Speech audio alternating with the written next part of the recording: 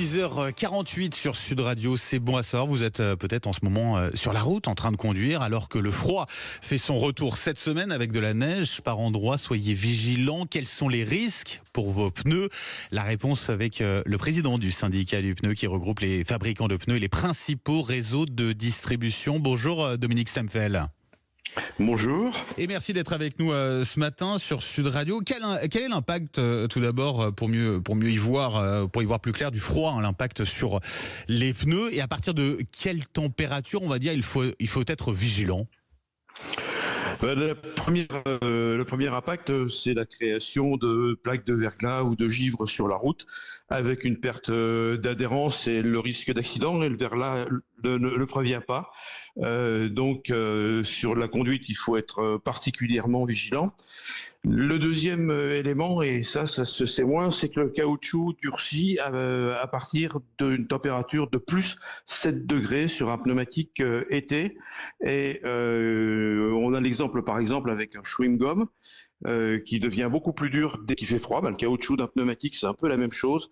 Et à partir de plus 7 degrés, on a des risques de perte d'adhérence, y compris sur chaussée tout à fait sèche. Donc là aussi, dès le moment où la température descend, il faut agrandir sa vigilance. Ouais, c'est pas une température si basse en plus, 7 degrés. Non, c'est pas une température basse, c'est le point de bascule entre les conditions d'adhérence normales d'un pneumatique été, d'un pneumatique traditionnel. Et donc, il faut être vigilant dès que les températures descendent. Ou alors, l'autre solution, c'est effectivement de se doter de pneumatiques adaptés à la conduite hivernale, donc des pneumatiques toute saison ou des pneumatiques hiver, marqués 3 PMSF. Donc, en fait, c'est une petite montagne à 3 pics à l'intérieur de laquelle il y a un flocon de neige. La pression aussi, il faut être davantage vigilant en cas de froid, non? Alors, la pression, oui, ça c'est important et ça vaut pour tout le monde, ça vaut pour l'ensemble du territoire français. Dès le moment où la température descend, par exemple, de 10 degrés, on a une perte de pression de 0,1 bar. Ça veut dire que si on a fait la pression la dernière fois en plein été, lors de températures élevées, aujourd'hui, le pneumatique aura perdu une pression relativement importante, à laquelle s'ajoute la perte de pression naturelle, habituelle. Donc moi, je conseille à tous les automobilistes en fait de refaire une mise à niveau des pressions maintenant, période à laquelle les températures deviennent beaucoup plus basses. Dominique Stemfel, pneu neige, pneu toute saison, pneu été. On va choisir quel pneu l'hiver et en fonction de quoi? J'imagine que ça dépend forcément de l'endroit où on se trouve.